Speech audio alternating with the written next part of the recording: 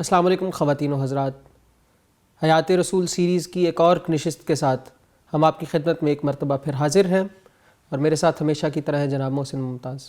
جیسا کہ پچھلی نشست میں ہم نے غزوہ احزاب کے بعد منافقین کی کارروائیوں کے اوپر ہم نے گفتگو کی کہ وہ کس طرح اس مدینہ کی بستی کے اندر مسلمانوں کی خواتین کی پر تہمت بازیاں کر رہے ہیں، رسول اللہ صلی اللہ علیہ وآلہ وسلم کی ازواج پر وہ تہمتیں لگا رہے ہیں، منافقین کی خواتین رسول اللہ صلی اللہ علیہ وآلہ وسلم کی گھریلو زندگی خراب کرنے کی کوشش کر رہی ہیں۔ اس کے بعد ہم نے حضرت زید بن حارثہ کے ساتھ وہ خاص معاملہ جو ان کی زوجہ کے ساتھ جو رسول اللہ صلی اللہ علیہ وآلہ وسلم کی پھر شادی ہوئی، اس کے بارے میں ہم گفتگو کر رہے تھے۔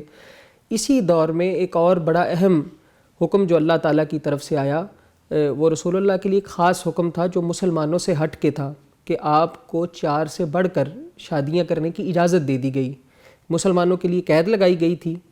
تو محسن صاحب، میں آپ سے جاننا چاہوں گا کہ رسول اللہ صلی اللہ علیہ وآلہ وسلم کے لیے اس خاص حکم کو نازل فرمانے کے پیچھے کیا پس منظر تھا اور کیا حکمت تھی؟ بسم اللہ الرحمن الرحیم۔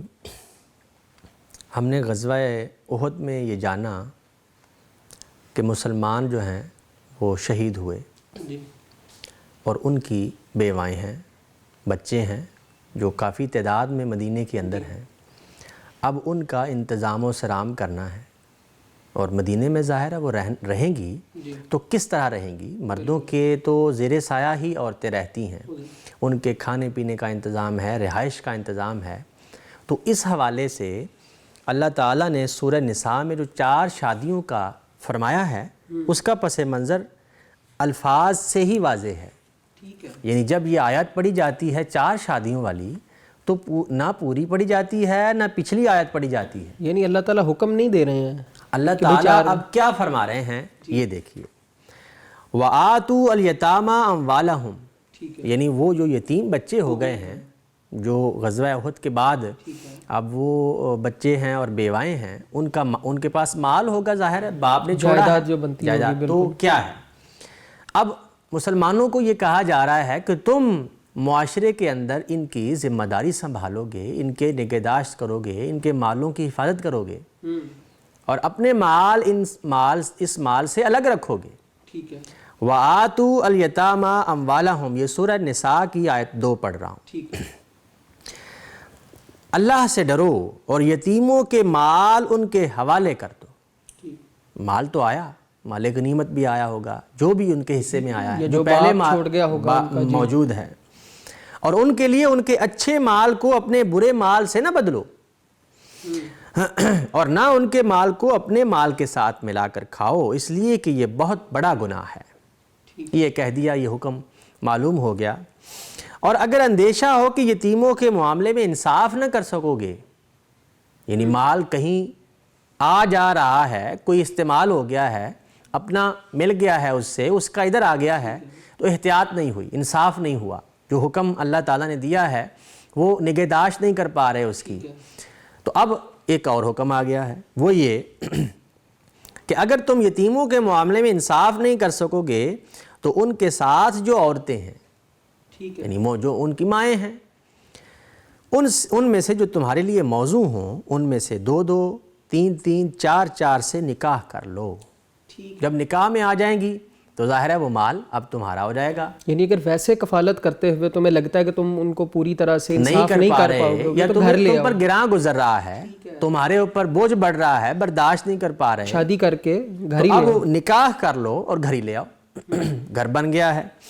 پھر اگر ڈر ہو کہ ان کے درمیان انصاف نہ کر سکو گے، بیویوں کے عورتوں کے درمیان بھی انصاف کرنا ہے، تو اس طرح کی صورتحال میں بھی ایک ہی بیوی رکھو، پھر ایک کافی ہے اگر تم نہیں کر سکتے تو۔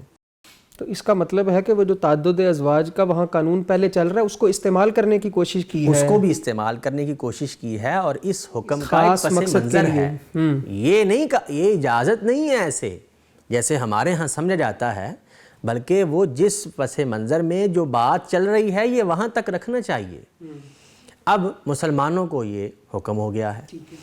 حضرت زینب رضی اللہ عنہا سے آپ نے نکاح فرمایا تو یہ 5 نکاح ہو گئے، اور منافقین کو اب یہ بات ڈنڈورا پیٹنے کے لیے مل گئی ہے کہ آپ نے 4 تو مسلمانوں کو کہا ہے اور آپ نے 5 کر لی ہیں. یعنی لوگوں کو اور حکم دیتے ہیں اور اپنے لیے اور رکھا ہوا یعنی یہ باتیں بنا رہے ہیں مدینے کے اندر.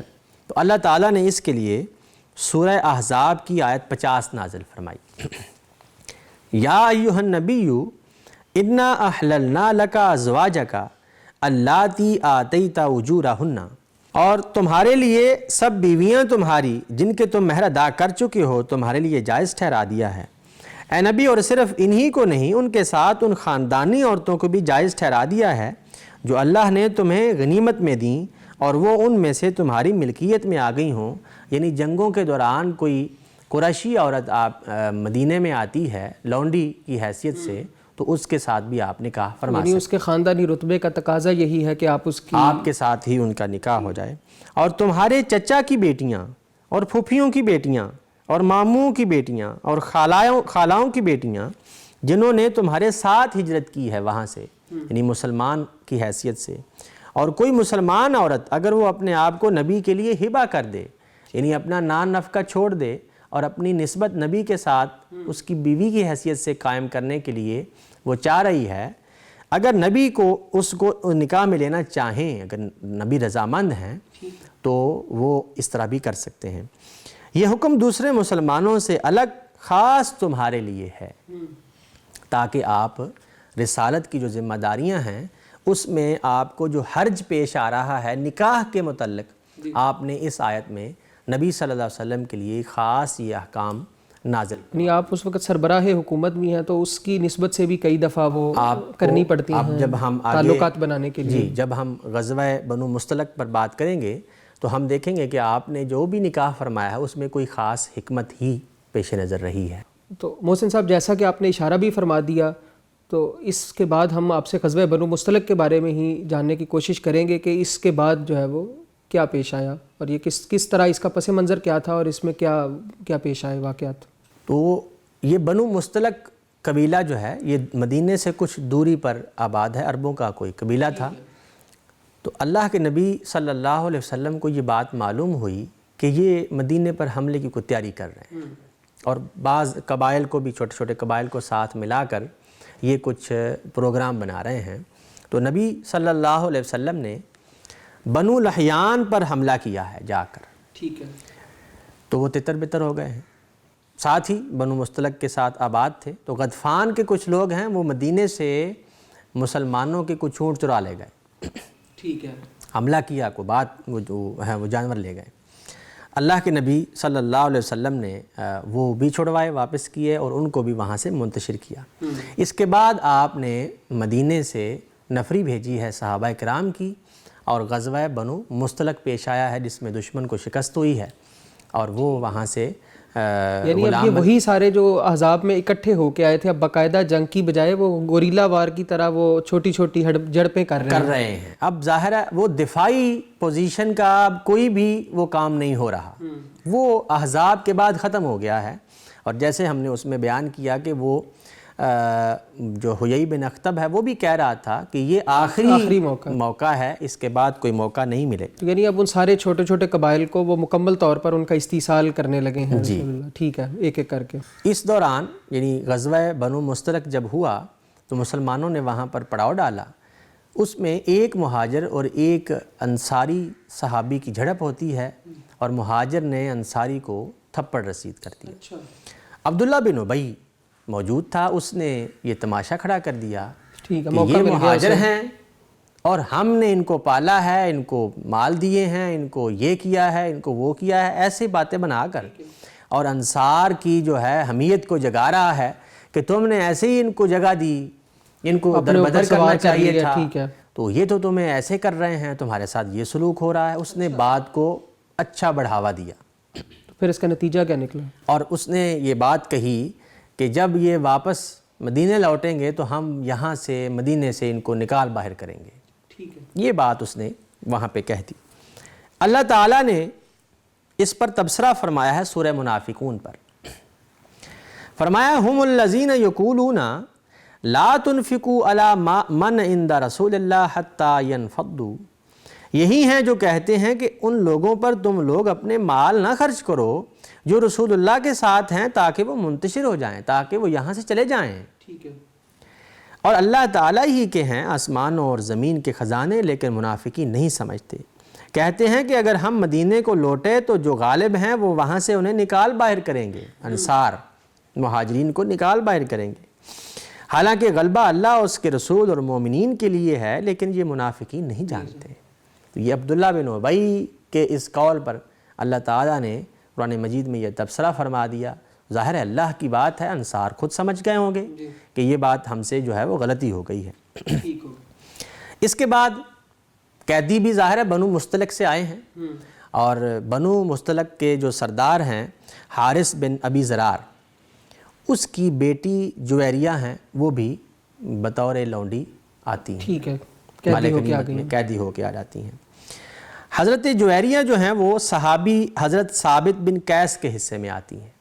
ٹھیک ہے۔ ثابت بن قیس سے حضرت جویریہ جو ہیں وہ یہ کہتی ہیں کہ میں تم سے مکاتبت کرتی ہوں، تمہاری جتنی ڈیمانڈ ہے، جتنے تمہیں پیسے چاہیے وہ میں تمہیں دیتی ہوں، مجھے آزاد کر دو۔ ٹھیک ہے۔ اور بعد میں وہ اللہ کے رسول صلی اللہ علیہ وسلم کے پاس حاضر ہوتی ہیں اور کہتی ہیں کہ میری امداد کیجئے، میں آپ سے ہی چاہتی ہوں، میں نے مکاتبت کر لی ہے۔ آپ نے فرمایا کہ اگر میں تمہارے ساتھ اس سے اچھا برتاؤ کر لوں تو کیا راضی ہو جاؤ گی؟ تو انہوں نے کہا جی آپ فرمائیے۔ آپ نے فرمایا کہ میں تمہیں تمہارا جو مکاتبت کا معاوضہ ہے وہ ادا کرتا ہوں، اور تمہیں آزاد کرتا ہوں اور اپنے نکاح میں لے آتا ہوں۔ ٹھیک ہے۔ سیدہ چونکہ وہ بادشاہ کی بیٹی ہیں، ان کے سردار کی بیٹی ہیں، ان کے سردار کی بیٹی ہیں، تو جب ان سے نکاح ہو جائے گا تو پھر وہ پورا قبیلہ آپ کا حلیف بن جائے گا۔ حلیف بن جائے گا تو آٹومیٹیکلی۔ تو اب یہ مشکل پیش آ گئی کہ ان غلاموں کا کیا کرنا ہے جو اس میں بنو مستلق میں قیدی بن کے آئے ہیں، تو یہ مدینے کے اندر کیسے رہیں گے؟ ٹھیک ہے۔ اللہ کے نبی صلی اللہ علیہ وسلم نے یہ حکمت عملی اپنائی۔ سیدہ جویریہ نے آپ سے نکاح فرمایا، اور مسلمانوں کو یہ معلوم ہوا ہے کہ بنو مستلق کی جو شہزادی ہے وہ اللہ کے رسول کے نکاح میں ہے، اور سارا قبیلہ جو ہے وہ آپ کا سسرالی ہے، اس لیے انہوں نے سارے غلام آزاد کر دیے۔ اچھا، یعنی یہ آپ کی حکمت اس نکاح میں موجود تھی۔ جی بالکل۔ بہت شکریہ محسن صاحب۔ خواتین و حضرات، آج تک کے لیے اتنا ہی۔ اگلی نشست میں آپ کے ساتھ پھر حاضر ہوں گے، تب تک کے لیے ہمیں اجازت دیجیے۔ اللہ حافظ۔